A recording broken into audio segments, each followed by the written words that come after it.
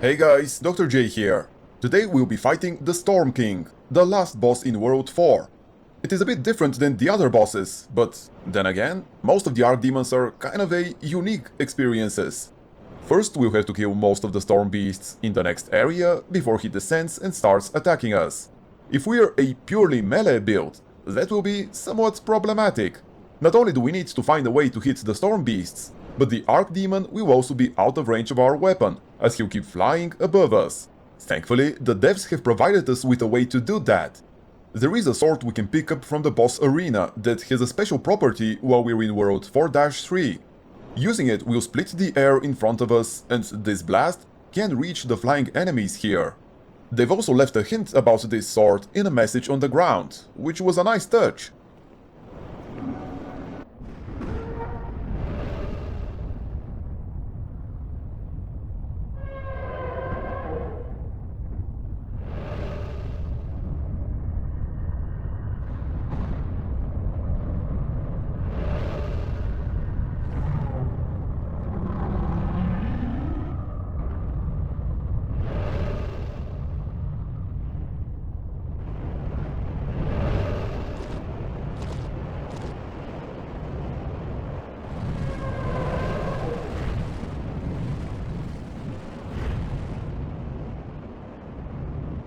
Immediately after watching the cutscene, we should go ahead and sprint towards that sword.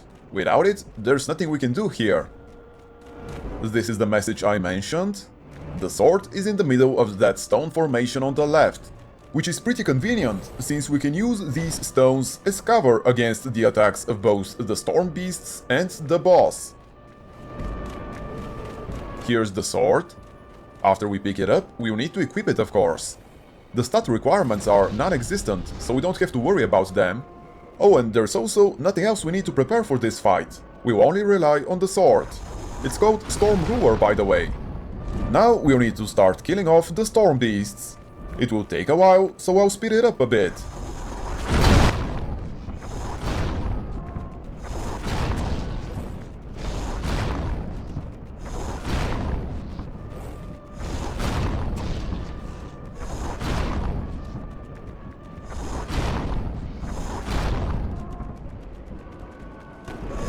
Right, so the boss has actually descended already and started attacking us.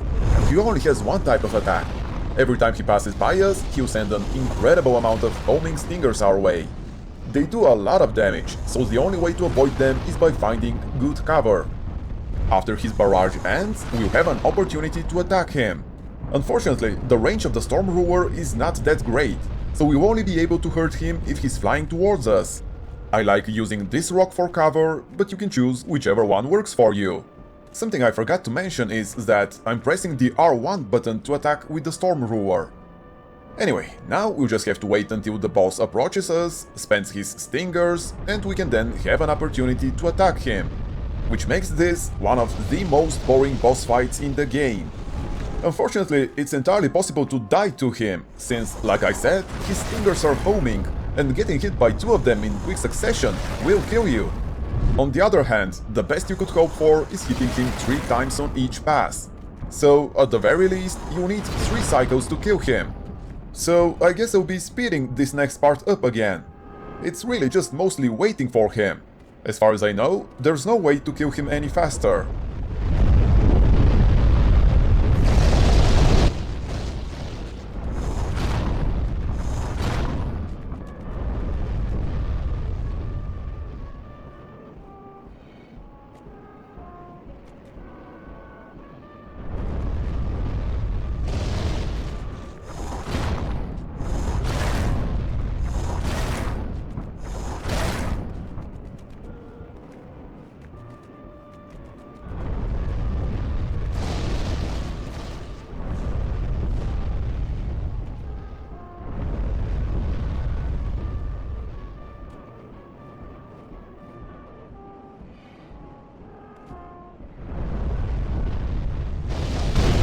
Okay, so we should be able to finish him off on this pass. The animation for each attack of the Storm Ruler is super slow, and it consumes all your stamina. So that's another reason why it's really annoying fighting the boss with it. But if you're a melee build, that's the only option you have. Next, I'll be showing you the magic build, which is going to be much quicker and much more fun. I'll be using the Insanity Catalyst and the Soul Ray. And I see I've forgotten to equip the Crisp Blade. Doesn't matter, the boss and the Storm Beasts are fairly weak to magic. All we need to do is approach the Storm Beasts and start picking them off one by one. It won't take too long before the boss descends.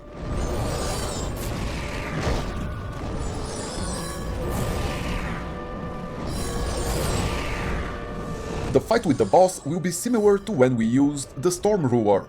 The main difference is that we won't be using the giant rocks as cover, but instead hide behind the dilapidated house on the right. We'll be using it simply because it's bigger than the rocks and it's easier to take cover. And since our spells have significantly longer range than the shock blasts from the Storm Ruler, we don't really have to worry about the way the Storm King will approach us. Okay, he has started his descent. We should start running for the house now, since he'll soon start shooting his stingers at us. I do so hate it when I get stuck because of some silly hitbox. Thankfully, we managed to get behind the wall just before the stingers reached us. With our current health, I'm not sure we would have survived even a single hit. Okay, so when I said that the way the Storm King will approach us doesn't matter since we're using spells, I wasn't completely truthful. We still need to wait for him to fly towards us before our spells have a chance of hitting him. He's quite far away from us, so by the time our spells reach him, it's very likely they'll miss. But we'll be doing such an insane amount of damage that one good pass should be enough to kill him. Now we wait until all his stingers hit the house, and we then get out of cover and start spamming our Soul Ray.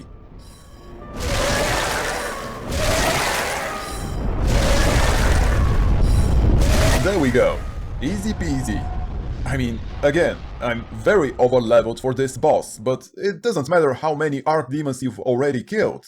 If you've managed to reach the Storm King, then you'll be strong enough to easily kill him with magic. Or both, as I'll demonstrate now. I'll be using the white bow, since you can pick it up from 4-2, so you should already have it, and the white arrows, which are sold by patches. You only sell them if you've already killed 3 Archdemons. So, if you haven't, the heavy arrows will be good enough. Actually, now that I think about it, Patches only sells 30 of them anyway. There is, however, another good source of white arrows, Sparkly the Crow. You can exchange certain items for white arrows with him. Anyway, you really don't need the white arrows, the heavy arrows are plenty powerful. While I was talking about arrows, I've been killing the Storm Beasts at a rather good pace. The Storm King should be descending soon.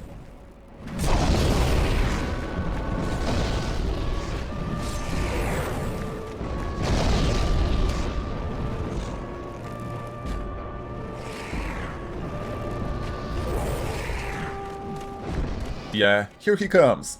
We'll again seek cover behind the house on the right. Let's kill this Storm Beast while we're at it. There are not many of them left, but they can still be annoying. Unfortunately, we missed, but it's time for the stingers to arrive anyway, so we don't have time to try again. And just like with the spells, we'll need to wait for the Storm King to fly towards us before our arrows are able to hit him. While we wait for his next pass, we might as well finish off the Storm Beasts here.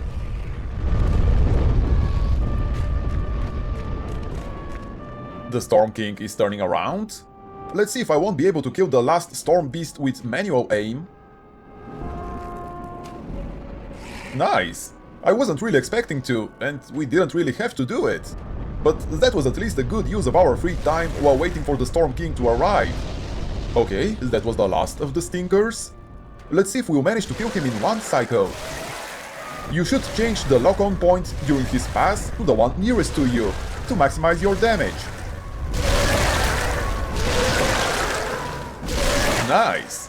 We barely had enough time to one-cycle him. If I had used heavy arrows, I wouldn't be able to do that, but that doesn't really matter.